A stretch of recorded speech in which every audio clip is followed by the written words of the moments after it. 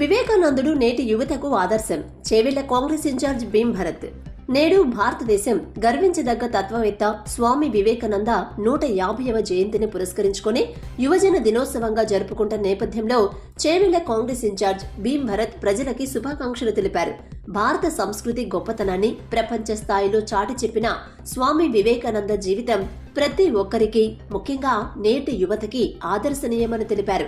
భారత సంస్కృతి సంప్రదాయాల విలువలను అంతర్జాతీయ వేదికల మీద చాటి చెప్పి మన దేశ కీర్తి ప్రతిష్టలను ప్రపంచం నలుమూలలా వ్యాపింపజేసిన ఘనత స్వామి వివేకానందకు మాత్రమే దక్కుతుందని భీమ్ భరత్ తెలిపారు.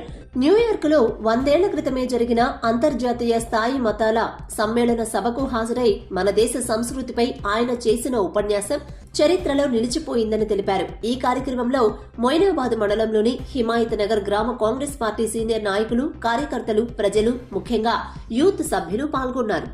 ఈ భారతదేశం యొక్క గొప్పతనాన్ని ప్రపంచం దిశలా చాటినటువంటి మహామేధావి వివేకానంద గారి జయంతి సందర్భంగా భారతదేశ అందరికీ, అదేవిధంగా చేవెళ్ల నియోజకవర్గ ప్రజలందరితో పాటు ముఖ్యంగా హిమాయత్ నగర్ గ్రామ ప్రజలందరూ కూడా శుభాకాంక్షలు తెలియజేస్తూ ఉన్నా.